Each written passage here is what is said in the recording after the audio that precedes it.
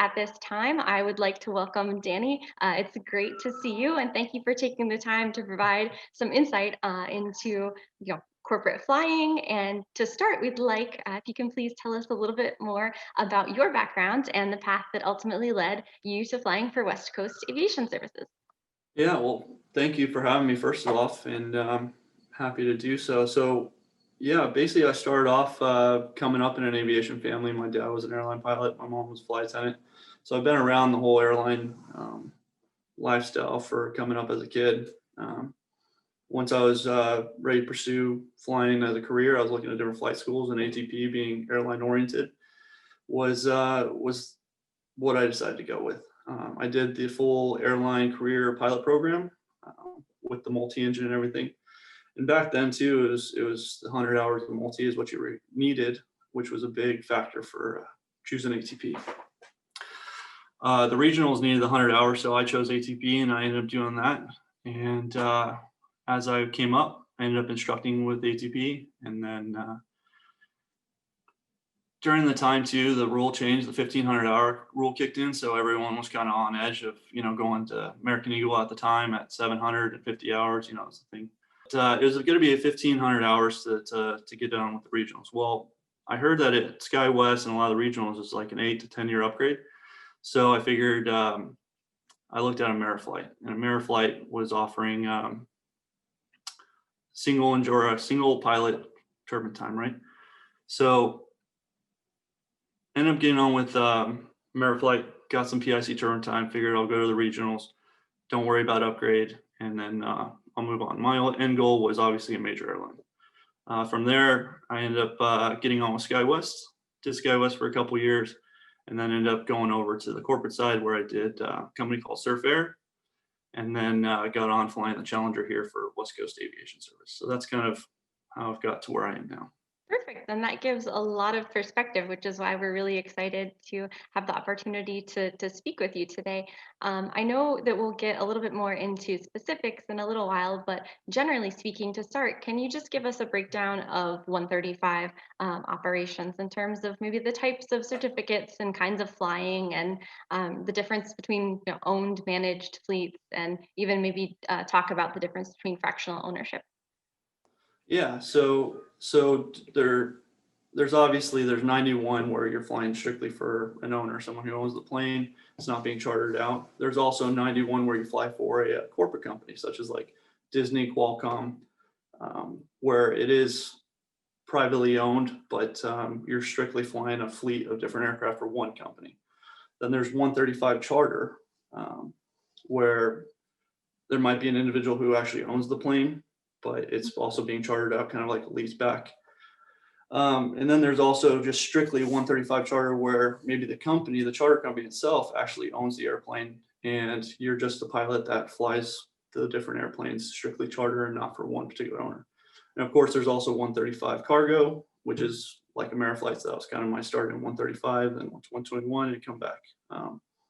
So those are the different types of 135 operations. And then you also got companies kind of like Jet Suite X. It is a 135, but it's kind of more scheduled airline flying. So it's not so much that on-demand, 24/7 on-call type schedule, Yeah. Perfect. Well, since you have the experience of flying for both an airline and for a corporate operator, what did you find to maybe be just some of the biggest changes in comparison in terms of general operations? Yeah. So kind of going back to the beginning, right? So when I was coming up flying, when I was coming up through ATP, the big question I had was, all I knew about was going to the airlines. I wanted to go to the regionals. I wanted to get that PIC turbine time, which is what all majors wanted, and go to Delta. Actually, my personal goal was UPS or FedEx. So knowing that there was a long upgrade back then, I decided I'd try to, be smarter, or I didn't want to have to wait 8 years sitting in the right seat at a regional. So I decided to go 135 PIC turbine time at Ameriflight. So I did that for a couple years, or just under a couple years, and ended up going to the regionals thinking, okay, great, I'll get my time and I'll go on to a major airline. I ended up going to SkyWest. SkyWest was a great company. It was And obviously they're all good companies in their own way. I chose SkyWest because I'm from California. I want to be based in LA. So SkyWest as a company was great. And when you first start, you go through training, you're all excited. Hey, I'm going to be an airline pilot. This is awesome. I'm flying. I got my blazer on. I look great walking through the terminal. It's super exciting, right? And that's kind of that goal. You think you made it.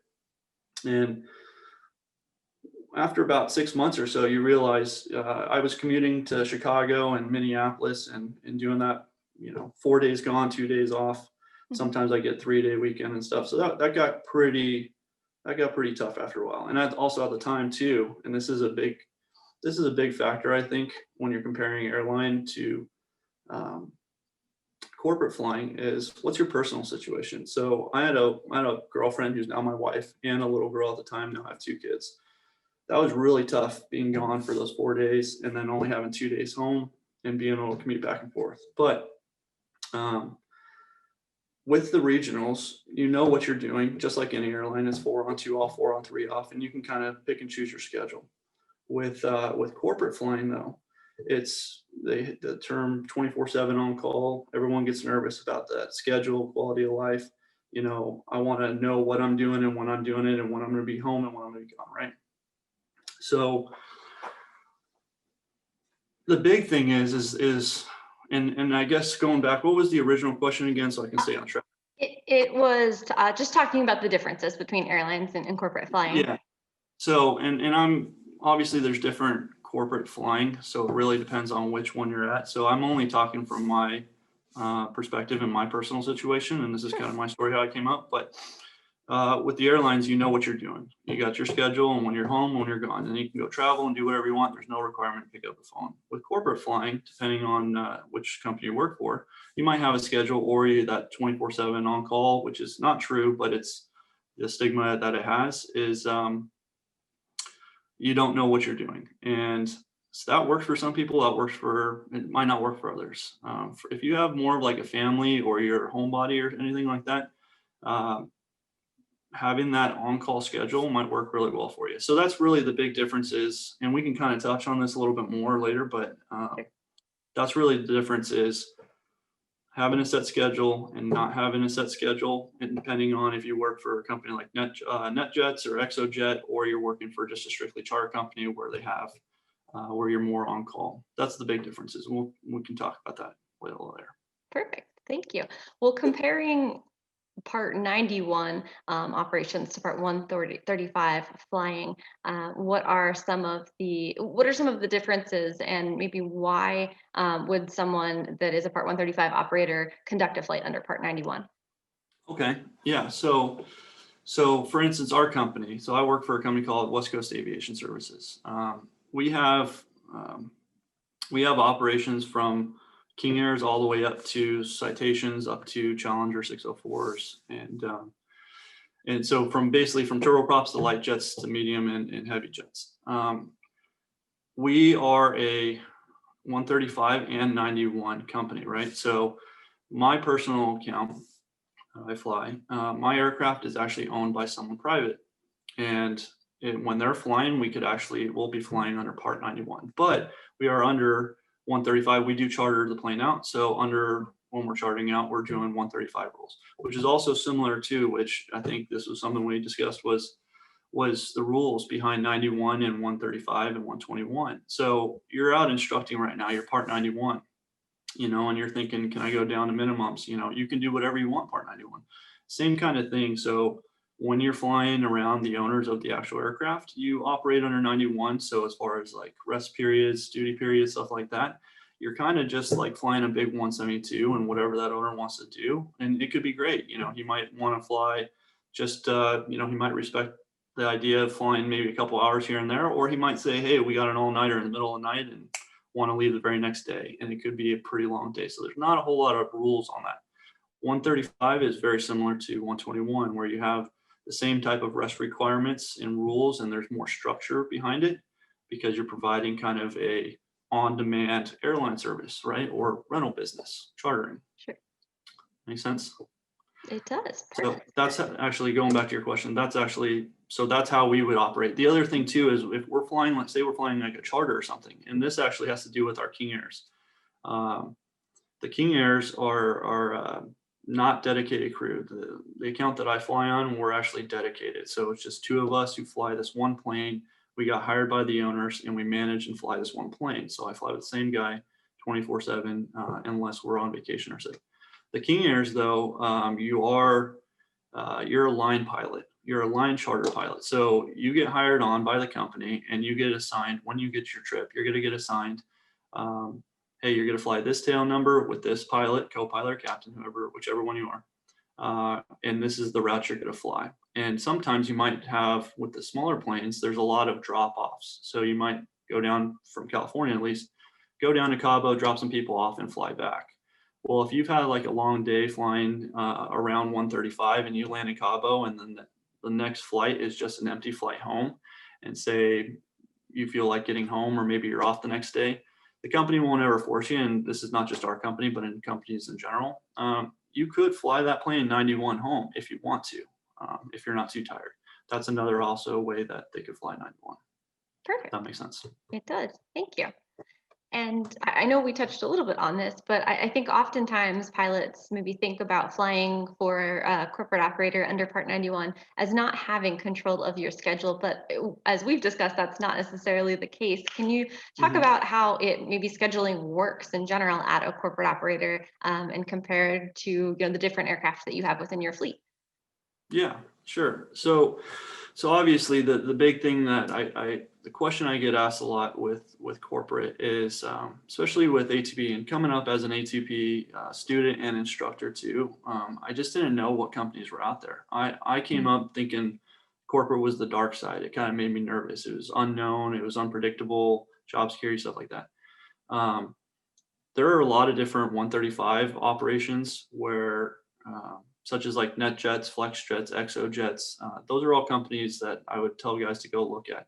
They have different schedules. So they might have like an 8 and 6 schedule. Then there's also really big corporate companies that operate under 91, such as like Disney or Qualcomm or Netflix, companies like that. So when you look at these companies such as Disney or Qualcomm or NetJets, or excuse me, Netflix, I each one has a different setup, and I don't know the details of them. But you might have like a rotation of like a week on, week off, 2 week off, 2 weeks on, 2 weeks off, stuff like that. Same thing with NetJets and FlexJets. So as far as our company goes, if you get hired on as an instructor, and we do hire, we look for guys that have the 1,000-hour range, 1,500 hours to come in and fly right CM King Air. You're going to get hired on to fly the King Air as a line pilot, like I was describing earlier. Our schedule works with either like a 4 on 2 off or an 8 on 4 off, and we have actually set schedule days on days off, right? And when you're on, you're actually on call. It's not meaning that you're on and here's your trip, you're going to go and you know where you're going. It's basically saying you're on call for 4 days, you don't know where you're going to go, almost like reserved to an airline. But when you have days off, then your days are off. Make sense? Does that answer the question so far? It does, and I think that when you and I had talked before, something that I think that maybe our viewers don't realize is that if you have that larger fleet, such as your operation of King Airs, that even if you had a specific need for a day off that didn't align with your schedule, there are ways to accommodate that. Yeah, so thank you for bringing that up. So when you are on such as like the King Air, or for us at least, or we have with our King Airs, it's more of like a NetJets model or a FlexJets or one of those companies where they do like an 8 on 6 off. We're like an 8 on 4 off. Each company is different, but you have set days on and set days off, and you're on call. When you get into the bigger planes, though, such as like our Challengers and our light jets, and you become what's called a dedicated crew now. So you fly one-on-one with someone else. So it's really not necessarily so much about your credentials and how much time you have. It's about personality. Can you get along with this guy? Because you're going to be tied to the hip with this guy. And I'm very fortunate because actually the pilot that I fly with, my co-pilot, he was actually an ATP instructor with me. And we actually started off flying Cessnas together, not as students, but as instructors in California. And we stayed in contact through our career. So actually, this has been great. It's like two friends flying around the world in a big corporate jet, and it's awesome. When we need time off, though, how our company works or our account works is we manage the plane for the owner. So to kind of give you an idea, it's like if sometimes I kind of laugh because I've heard the term glorified limo driver. Basically, you are dedicated to this airplane. You manage it, you clean it, you look after it maintenance wise, and we have a whole maintenance facility or a director of maintenance and everything Mhm. that helps us. But we are dedicated and we get paid a salary to fly this one airplane for the owner. When that owner is not flying, we charter it. If we need time off though, we get to pick our own schedule. We get to actually say, hey, I want to take a week off next month. As long as there's nothing already put on the schedule, we actually can make our own schedule. Whereas like an airline, if you go, hey, next month I've got a wedding I need to go to and I need the third weekend off in next month. Well, you got to put that in and hope you have the seniority, and then you come back and you go, oh, dang it. They put a 4-day trip right over those days off that I needed off, and I didn't Then you have care to if trip it was trade. any other day. And now you got to trip trade, you got to drop it, you got to call it sick, you got to figure out whatever you can do. As long as there's no trip. The other thing too is when you look at these companies, such as our company, we actually have a fleet of Challengers, we have a fleet of light jets, we have a fleet of King Airs. What's nice about that is that, especially under 135, if we need a call out or we need days off or anything happens and we need the days off and a trip pops up, we have other guys or other pilots in the company that fly the same exact aircraft and they're already qualified and trained to Mhm. fly for our company for Part 135 for charter flights, and they can just come in and cover for us. It's kind of like if you were at SkyWest or at a regional and you called out sick and SkyWest calls up Envoy and says, hey, can you send one of your guys over to fly? You can't do that. You can't swap internally between companies. They have to be trained through the company. That's a huge thing that people don't think about is when you get onto a 135 company and say you're on as a dedicated crew on a jet, if there's no other aircraft type, that same type on that, and you're the only one, if you need days off and there's a charter, that plane's not flying unless you're there. And they can't just call up some contract guy to come in and fill in for you because he's not trained by the company. Make sense? It does, yes. And I think that that's really just important as corporate flying is taking off, and obviously Hmm. it's a very stable side on the aviation industry right now to know that even if you are on on a schedule or on a rotation, there are potentially ways to still build flexibility in. So I appreciate it. Thank you. And Hmm. And now that we've covered some of the background info on corporate flying, I'd really like to discuss what a pilot should look for. And that kind of leads into what we were just talking about when selecting operators. So when researching companies, why is it important to not only look at the aircraft they might be initially hired to fly, but that fleet as a whole? What are some of the other reasons? yeah, so when we first started this conversation, obviously you could tell I was kind of stumbling because my biggest problem right now is I could go on and on and on about different scenarios, and you can't cover every little thing, and I'm trying to keep it all in the 1 hour time window here. But some of the things is, first off, what you need to do if when I was an instructor coming up, I had nobody to tell me like what's the deal with corporate, right? You only know about airlines, you know what companies. I didn't even know what corporate companies were out there. I didn't know what to ask. I didn't know what to look for, right? Some of the things, the first thing that I think that someone should look at is your personal situation. Are you a family guy? Are you single? Are you young? Are you older? Are you looking at retirement? Are you still young and coming out of high school and don't really care about retirement? You just want to go fly something really cool. Or you might be looking at, like you said, the size of the airplane. Let's just talk that this is before the pandemic. Obviously, things have changed with this whole pandemic, but when times were good, the idea is I'm going to instruct, I'm going to get my 1,500 hours, I'm going to go to the regional. That's a great career too, and there's nothing wrong with that. If you're interested in the corporate world, the first thing I'd look at is where, if you were to get on with this company, what kind of schedule do they have? What kind of aircraft do they have? And also what kind of benefits too, 401k, but also too, what kind of career progression can I have inside this company, right? And I think that's what we were kind of talking about earlier is your first job is the hardest one to get. You're a flight instructor, you don't know what to expect, you don't know how to study for an interview. Should I know 135? Should I know 121? Whatever. You're nervous, right? So when you're looking at these companies, there's just to name a few. Obviously, there's NetJets, FlexJets, ExoJets. Those are the big fractional ownership ones. Getting that Gulfstream 91 job right out of flight school, that's very unlikely to happen. But you're probably looking at like Jet Suite, Jet Suite X. Well, obviously Jet Suite is not around anymore, but Jet Suite X.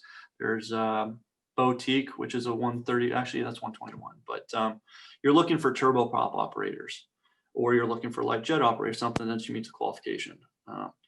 Something that attracted me to this company, and I didn't start off in the King Airs, but I already had that turboprop experience. But something that I admire about our company here is that you can go from a flight instructor to the right seat of a King Air to then hit your 1,200 hours. You don't need 1,500 hours. Not saying that it will happen guaranteed like an airline, but if you perform well, you could upgrade as quickly as 1,200 hours. You're going to be getting PIC twin turbine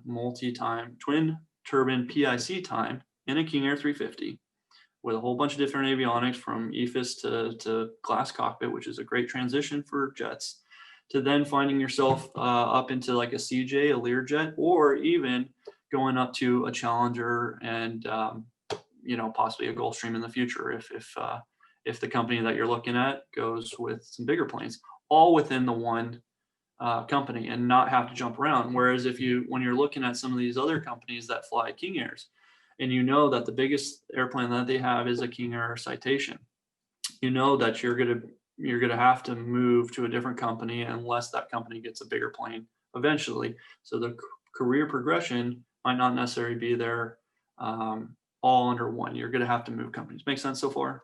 Yep. If that makes sense, it's kind of Yeah, and I think that um, something that we talked about with that was, and it was something that I had said, I don't even think I would have considered that when we were first mhm, discussing this, was just that tying into benefits and how that leads to potentially having, if you're remaining with the same company and you're getting that advancement, you're not only getting career progression, but you're also increasing your benefits as far as vacation and as far as your mhm. 401k vesting. So I think Yeah. that that's huge. Yeah, and to keep going on that too. So what I would look at is if you're younger, you're single, and your end goal is I want to go to the airlines. Obviously, a pandemic kind of hit. A lot of instructors right now are probably down there.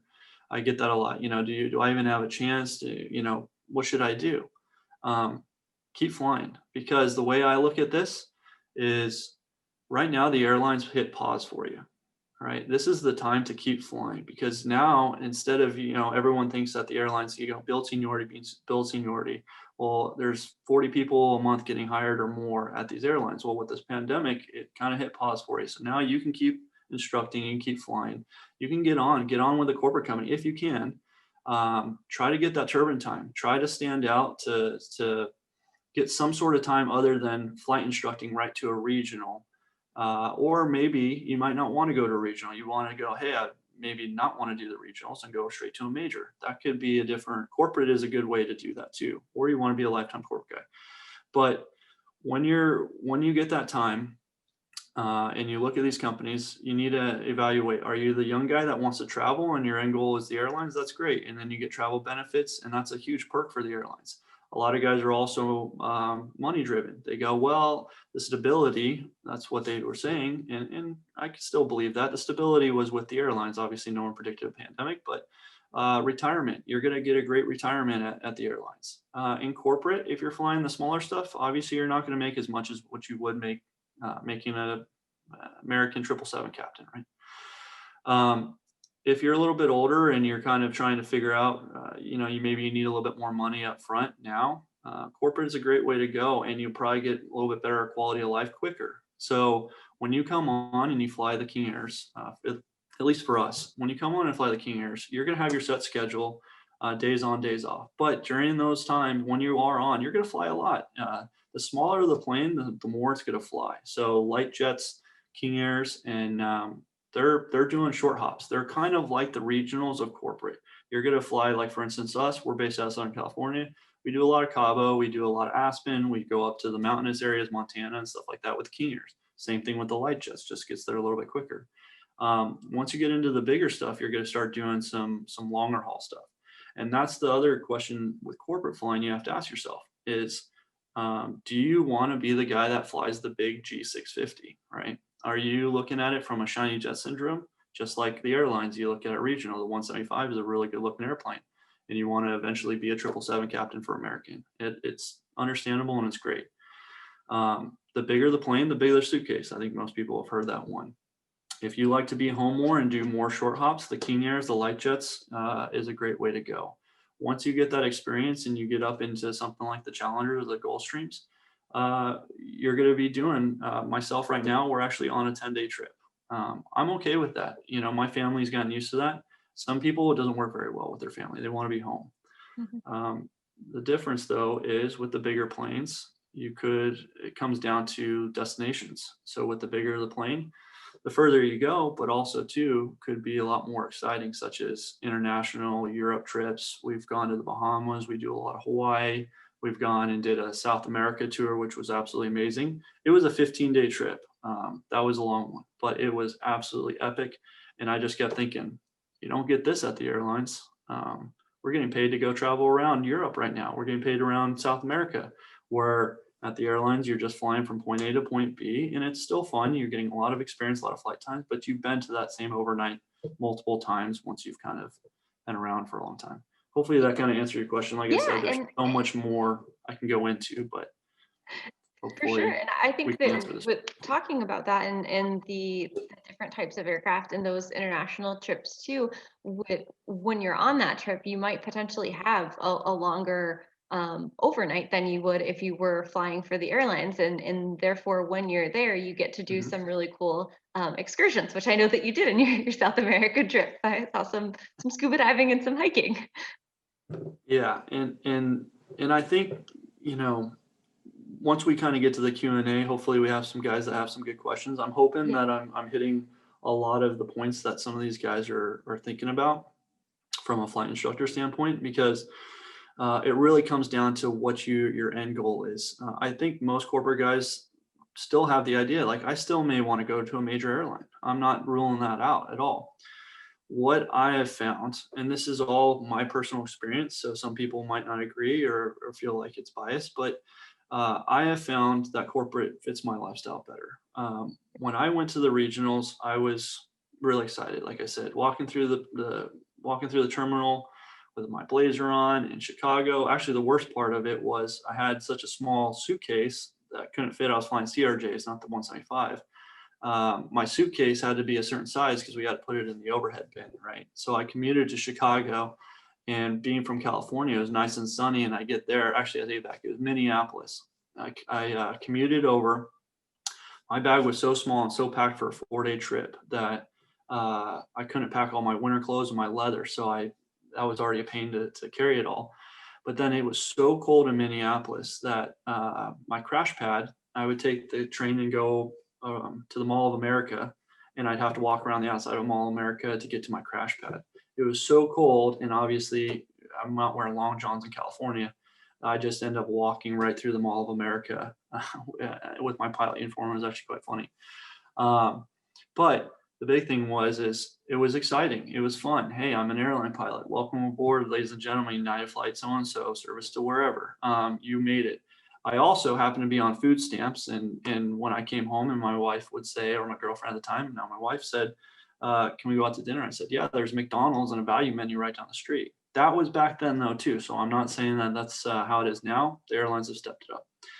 Okay. After about 6 months or so, I was just, you grease a landing, and I said, hey, Cap, I'm going to go stand up and say goodbye, just like that little kid I was looking up in the cockpit, looking at the pilots. And I would stand and say, hey guys, have a great day. Thanks for flying United or Delta, whatever regional was flying. And half the time the people had their headphones on and their flip flops, and they're just pissed off that they're flying on a regional because it's so small. And it was fine. But for me personally, the personal gratification wasn't quite there with the regionals. So I switched over to corporate. My life now and my experience has been really good. And I think that there's some really good companies out there, and some companies that might not be I wouldn't say they're bad companies, but it As really comes down to experienced. the account. Yeah.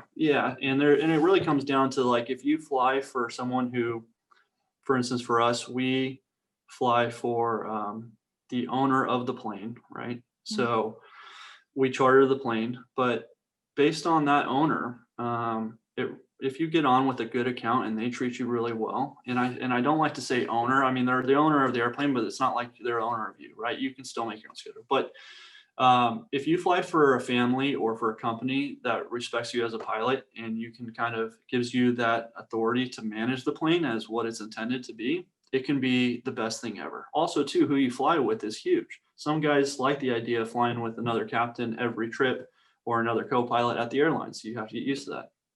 Flying with someone such as my account here, me and my partner that I fly with, we have so much fun on the road because we're good friends outside of flying. So it's like buddy buddy, let's go fly and go travel the world. It's awesome. Like you said, talking about the trips, we can have some trips where we might be in Chicago or Detroit. We did a 5-day trip to Detroit, and it was kind of like, well, we flew from California to Detroit, sat there for 5 days. What are we going to do now? You know, there's a lot more sitting in corporate. I like that because it's time to explore. Gives you time to explore. But if you're in a place that you don't necessarily want to explore, it can also be kind of boring. But we find ways, if you're flying with someone fun to fly with, you find ways to make it work. We ended up going and finding Eminem's where he lived, and we went through the trailer park, and we ended up actually finding some of the places that you would think are not very exciting. We found some of the coolest places ever. So that's fun. The other thing was we did that 15-day South America trip. We went down to Colombia. We went down to Peru. We got to go see Machu Picchu. We scuba dived in the Galapagos Islands. We're getting paid to do this. This is awesome. So it really comes down to, what are you looking for? Are you looking for that straight, steady job that takes you right to the airlines and you can go and make a great retirement? And with corporate, it's a little bit more fun, a little bit more exciting, and maybe not as much of a known entity, but it's definitely exciting. Gives you a fresh perspective every day. Yeah. Perfect. Well, we do have a couple more questions, Mhm. since you're the lead pilot recruiter for West Coast. We Mhm. just as related to the application and interview process from the perspective of corporate operator. You've obviously seen your fair share of resumes. What do you recommend to a candidate to maybe describe their experience to tailor it for corporate operations? Yeah. So it kind of goes back to that the first statement of what company you're looking to apply to. So if you're looking to apply for NetJets or ExoJet, where you're not like dedicated crew, I think qualifications probably, you got to meet the minimum qualifications. Maybe write a cover letter, and hopefully the recruiter finds something that stands out, and they bring you in for an interview. When you're applying for, such as our company, for either the King Airs or a dedicated crew, especially the dedicated crew, it's personality. Corporate's all about personality. Flying the airplane is 10% of the job. We know you can fly an airplane. How are you going to interact with these clients? You know, charter clients, owners. Some guys are intimidated to talk to some of these rich people, and then also celebrities. Um, Also, if you're applying for like a dedicated crew position too, the lead captain that's probably interviewing you, it might not necessarily be so much of a technical interview. It might be, let's go sit down and have some lunch and have a conversation. But he wants to know, can I fly with this guy for a day or two or up to 15 days on the road and not want to, you know, just You just want to shut get the mic along. off. I don't know. I don't want. Yeah, can I get along with this guy for the next 15 days and be tied?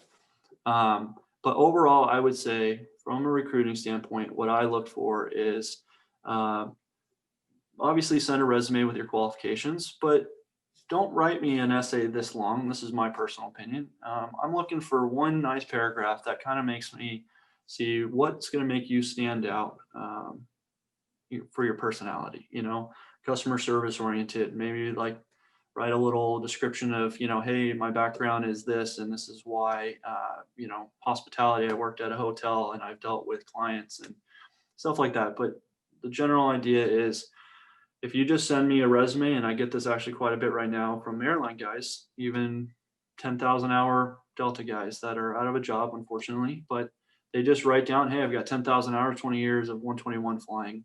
Let me know if you're interested. I'm not going to call that guy because he tells me absolutely nothing about him, unfortunately to say.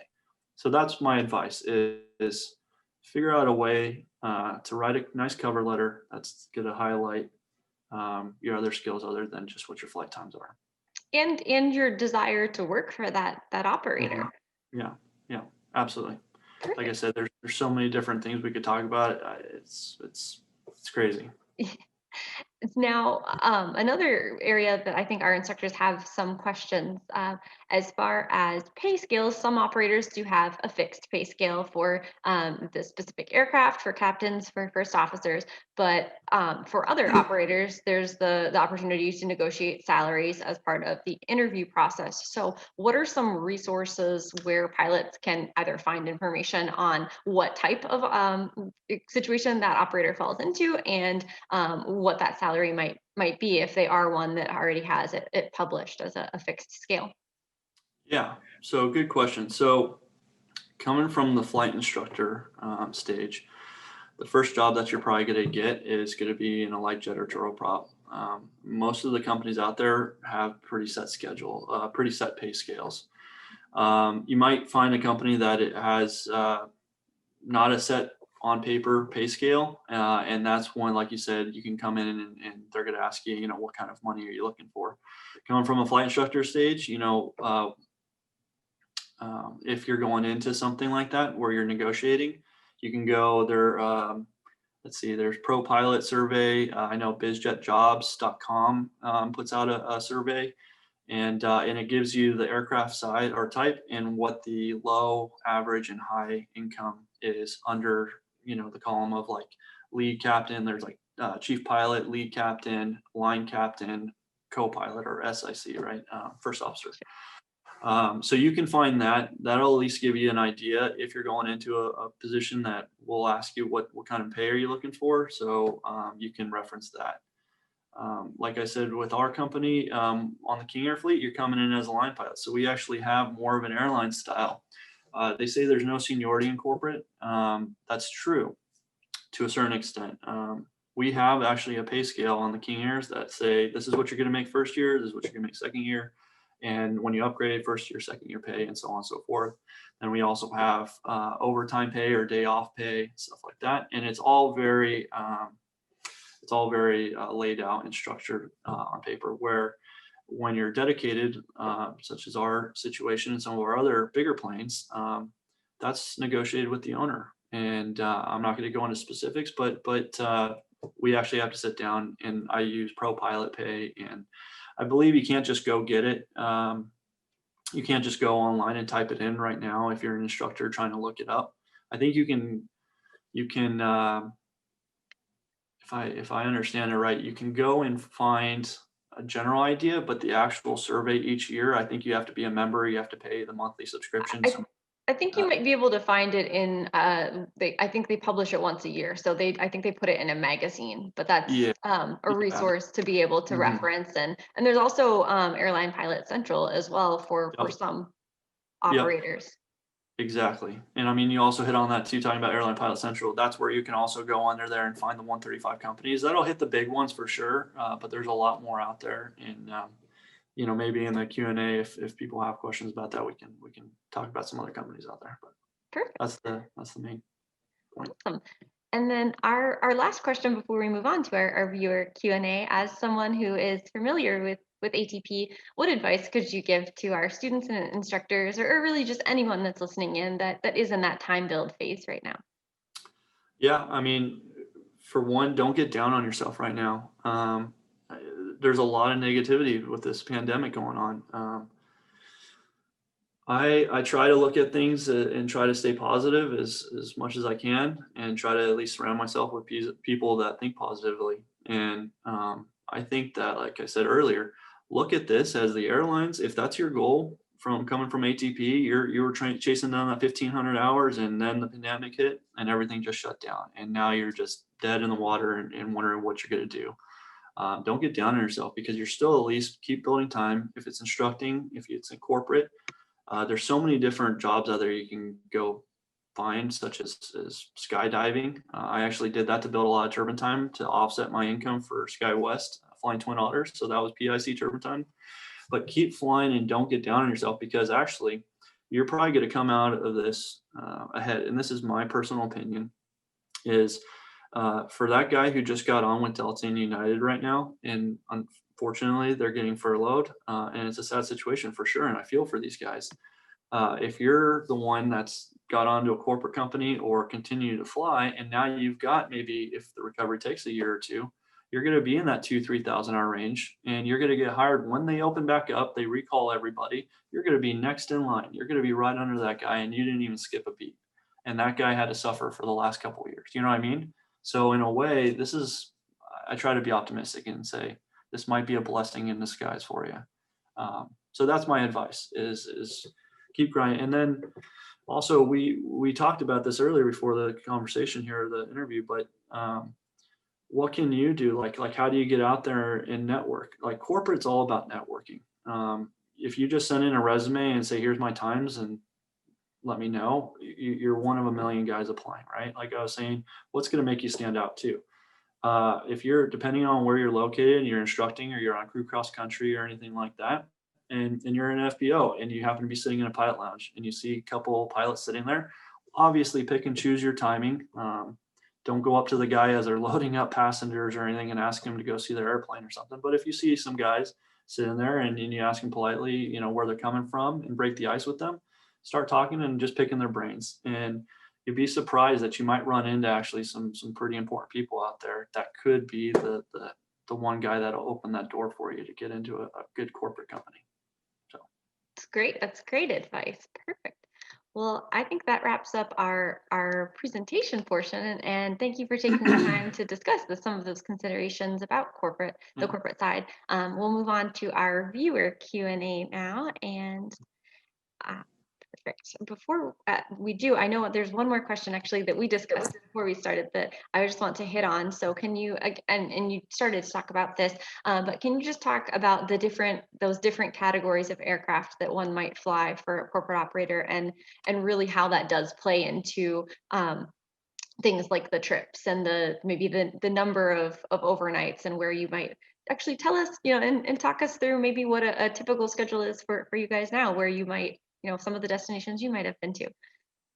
yeah, okay, great. So so for our company personally, the King Airs, like I was saying, are like the regionals. So when you're flying turboprops or light jets like Citations, CJ1s, 2s, 3s, Phenoms are pretty popular.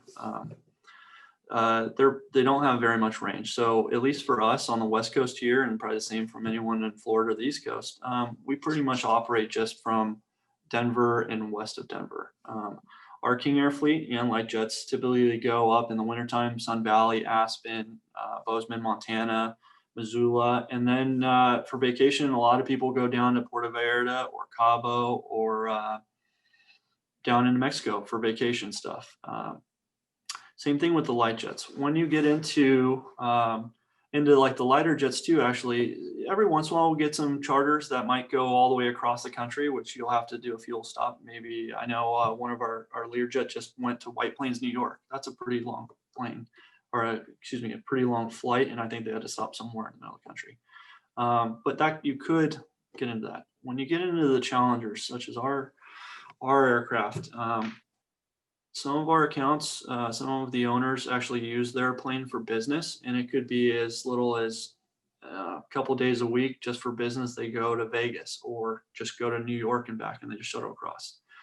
With the charters side of things, we do pretty much anywhere. We can't go nonstop to Europe, but a typical trip for us for charters is we do a lot of Hawaii trips. So all the Hawaiian islands from the West Coast. We do Sounds a lot rough. I know someone's got to do it. But we do a lot of New York. We've gone up into Canada a bunch, Vancouver, and also a lot of Cabo. And like I said, we had that 15-day charter last year where, if we want to get into details, we went from Southern California there, Orange County, to Vegas, down to Colombia, down to Peru, let's see, up to Ecuador, Galapagos Islands, Costa Rica, and then came back. And each place we went, we stayed there for 2 days. So we got to go hiking in the mountains of Peru, and then we were scuba diving over Thanksgiving in Galapagos. It was awesome. it was an epic trip. And I'm flying with someone who I enjoy flying with, and we're going on our 5th year flying together now. And I mean, there's no, hey, I'm the captain, you're the co-pilot, this is how it is. It's like, so do you want to fly today and I'll fly tomorrow? Or, it's like a road trip with your buddy. It's pretty phenomenal. So that's the different stuff that you can expect, at least with the operation we kind of do. But when you look at like NetJets and ExoJet, to get into that, and anyone can go out and research these companies, but they typically do that 8 on, 6 off schedule, where there are times where you're going to be gone for 8, but you're going to be home for 6. And you might, if you're flying like the Phenoms, you might just be doing short hops around, right? But if you're getting into their longer haul ones, you'll be doing a lot more Europe and nonstop transcontinental and transatlantic stuff. But just know that you're going to be gone for 8 days. And however the company wants to use you, you just know for sure you'll be gone for 8, but you're going to be home for 6. With our company and our operation, with my personal account, we fall under that kind of 24/7 on call feel or stigma, but it's really not that. We actually have guaranteed days off that we take every month, but we pick those days. And we have to hit a certain amount of days. Guys can look that up if they want, under 135. But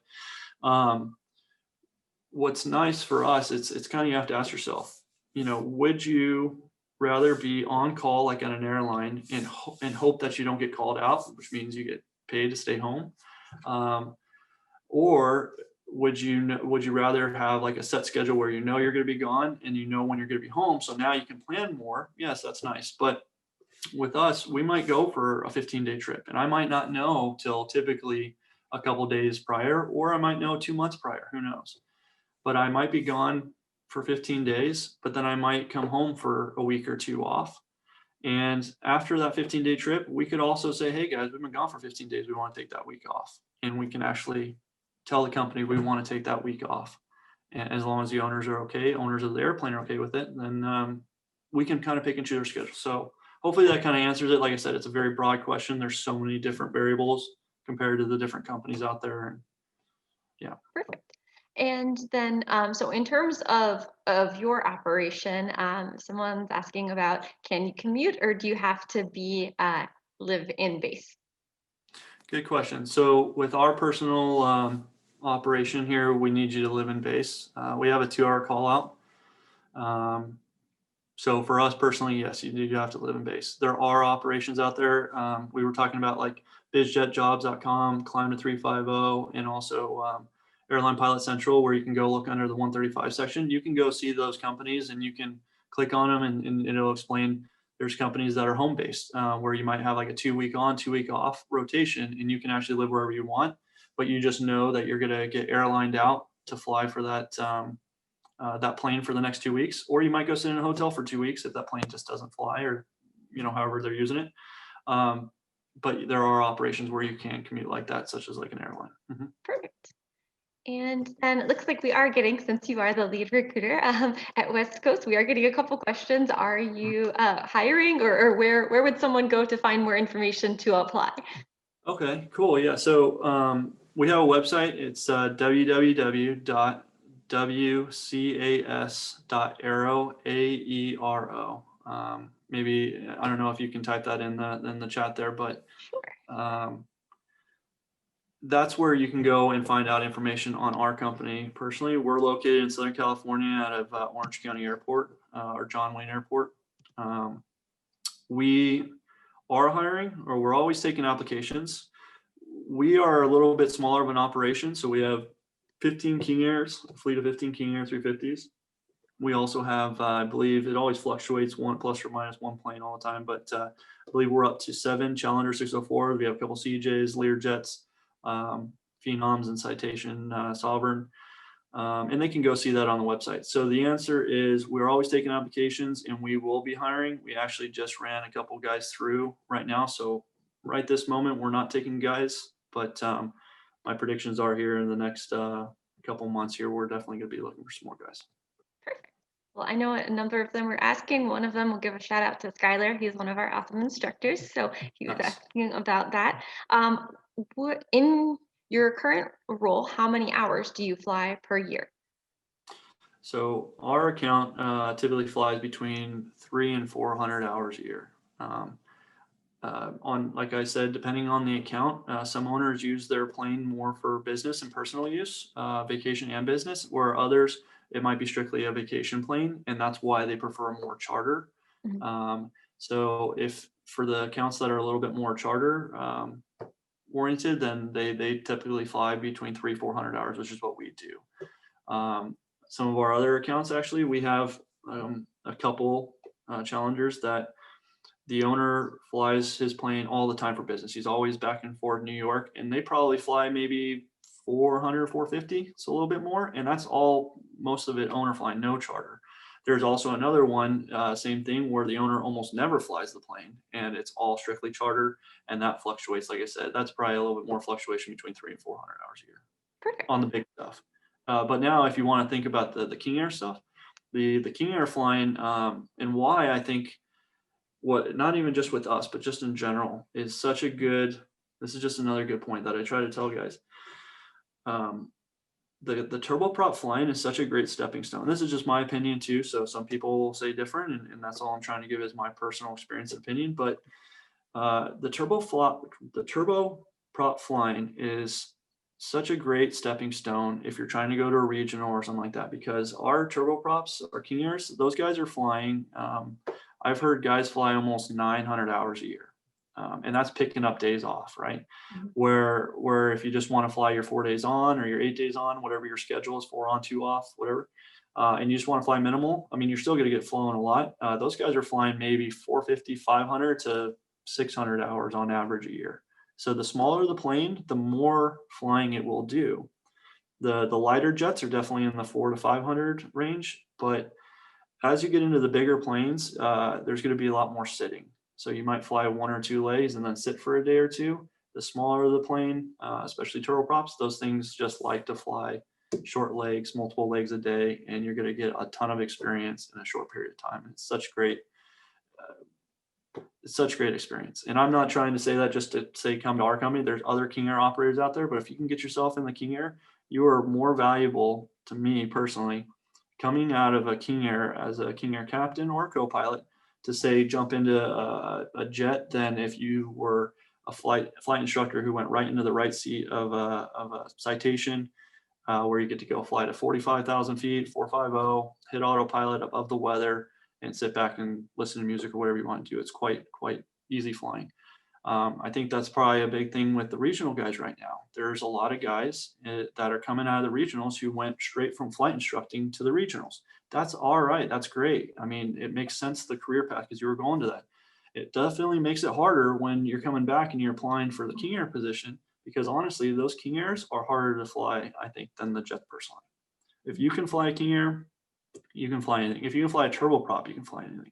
So, my opinion, hopefully there's not too many people who hold that against me, but I'm just saying, think about the quality, what's going to make you stand out. Think about the quality of time you're getting. No, that's sound advice on how to diversify that time. Mm-hmm. Now, as far as 135 operations, can you talk about maybe what the general minimums are for maybe say a PIC position, and then maybe with operator or SIC or PIC position, and then as far as maybe some of the safety ratings, how that plays into what those minimums are as well, or upgrade time? Sure.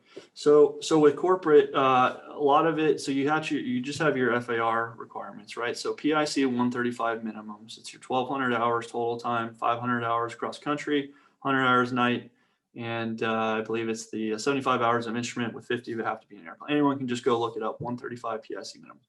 Those are your basic minimums. Flying in the King Airs, that's what you need minimum, but from our company, and I think most companies, this is where seniority is not, it's not seniority based, it's merit based. If you come in, and we have hired guys that had 500, 600, 700 hours, that's kind of our lowest personally, for our company, but we'll bring you in as a co-pilot, you get your time up, you get 300, 400, 500 hours in the plane, and you hit that basic 120 or 135 PIC minimums of that 1,200 hours, and we'll upgrade you if you're ready to upgrade. So that's the bare minimum. When you get into the jets, The turboprops, not so much. It's usually just the minimums of 1,200 hours, and you can upgrade if the company allows you. When you get into the jets, some companies have insurance requirements of like 2,500 hours to 3,000 hours to be PIC. When you're looking at these job openings, a lot of companies right now are probably saying 1,500 hours or 2,500 hours. It might be their insurance requirements. It might also just be their personal minimums. And obviously, with the market being pretty competitive right now, that's why you're probably seeing some job openings that are asking for 4,000 or 5,000 hours. There's also what's called Argus Wyvern. It's a rating that these companies, these 135 companies, have to deal with. They also have specific minimums that they look for on certain size airplanes, meaning how much time in type, how much PIC time you have in total time. So the general idea is, from a flight instructor, turboprop, 1,200 hours for PIC, just the 135s, and most jet PIC jobs are 25 to 3,000 hours. Hopefully that answers the question. Perfect. Yes. And we are getting a couple questions as well on just your opinion on right now, since it is a competitive market. Is there any additional training that you would recommend? Maybe either a CTP course, getting that out of the way, or someone was asking too about, do you recommend getting the actual ATP certificate? Yeah, so that's a little bit of a low question. I definitely don't recommend going out and getting your ATP certificate. If you can do it in conjunction with a type Yeah, rating. yeah. If you know, it really depends on where you're at, your time wise. If you're at that 1,500 hours right now, say that you were an instructor with ATP and you hit your 1,500 hours, and you're in the next class to go to a regional, and obviously everything shut down on you, and now you're thinking, what can I do to stand out? If I wouldn't say going out and getting your ATP, say that's your last resort. So I'm not saying do it. I'm not saying don't do it. That's a tough one. I would say I'd be exhausting all resources to get onto a company, whether it's aerial surveying to skydiving operations, everything I can to get on with the company of not needing an ATP. Because the first job you get onto is you're not gonna go into a company most likely that's gonna require you to have an ATP to fly. Our King Airs, for instance, they only require 1,200 hours to be PIC 135. You only need to be a commercial rated pilot. And when you get your 1,500 hours and you go to recurrent, or if you already are typed as a commercial pilot, they'll get you your ATP when you have the ATP requirements and minimums, right? So to answer that question, I don't recommend it unless that you feel like that's your absolute last resort. As far as like CBTs or anything like that, you can always put down, like, if you have any like jet transition courses that you want to look into, stuff like that. Sure, but I wouldn't be dropping $10,000 to go find something that's not really gonna make you stand out. Or the other thing is buying a type rating. I think that you can go find. I would look into like aerial surveying companies if you're not already applying to every charter company out there, if you can. So hopefully that answers the question. That's just my opinion. Yeah, I think Matt, hopefully that answers your question. He was just curious of would you recommend getting the ATP rating before applying? Yeah, if you're not having any luck and you have the money, I guess you can go out and buy some stuff there and do some extra training. But I'd say that's your last resort. I don't think it's gonna make a huge difference. It's just network. Go talk to pilots. Go out in the FBOs and talk to guys. And that answered, Chris, hopefully that answered your question as well. And then how important is instrument time simulated versus actual? Do you look at that? 100%. You need to stay instrument current. We just my last round of interviews, I had I had a couple guys that were instructors, and a couple guys that were flying. They had other jobs. Aerial surveying was one of them. I think one of them was chasing drones in the high desert there for the military civilian, and it's all VFR flying. So as far as like the instrument for the rating, it says 75 hours of instrument. This is to be your PIC 135 minimums. 75 hours of instrument with 50 hours of it being an airplane. That means 50 hours under the hood in an actual airplane flying. That's really big just to have for the minimums. Staying instrument current and at ATP, what I like about ATP Flight School is that it wasn't even an option. Like, you went and you got your CFI single, double I, and MEI. We just thought that was the norm. Surprisingly, actually, and that's what I think helps guys coming from ATP, excuse me, to stand out. I love seeing guys coming from ATP because they just think it's normal to have all 3 CFIs. Make sure you try to stay instrument current and try to, if you can, get students that are going through their instrument training, because these guys that came in for interviews, they've been flying drones or aerial surveying, flying VFR for a year. And sure, I remember my IFR stuff. As soon as I started asking them about alternate stuff, they couldn't remember it. And not that they didn't know it, it's just they're rusty. The difference between current and proficient. Exactly. That's a short way of saying it. Sorry. I like to. All good. And well, guys, we are approaching 3 o'clock, so I will leave time for one more question, which is, do you recommend building as much also multi-engine time while instructing before applying to a position? Absolutely. I think right now in this situation right now, I think that's actually what's going to help ATP guys stand out. If you have your MEI, if you don't have all 3 CFIs right now, I would definitely try to go get all 3 of them. At least finish off your double I or MEI. So it's staying instrument proficient, and I think that's really what's going to stand out. And I would say when you're applying to these companies, that's that's what I would be highlighting in my cover letter. I know that you have a lot of instructors applying to your company. What makes me stand out is I've been instructing in a multi, and I have. When I went to Ameriflight back in the day, this is my situation. I had a little over 1,200 hours. I think I had like 800 hours of dual given. And the Ameriflight people were like, wow, would you like to go right into a Beach 99 instead of starting in the Chieftain because you have a ton of multi-time? That was at the time when it was still actually hard to get in. But know that when you go to your first job too, look at it as it's going to be an instrument world. Depending on what job you're applying for, it could be just to sit down, have lunch, and okay, you can breathe and you have a pulse. Okay, you're hired.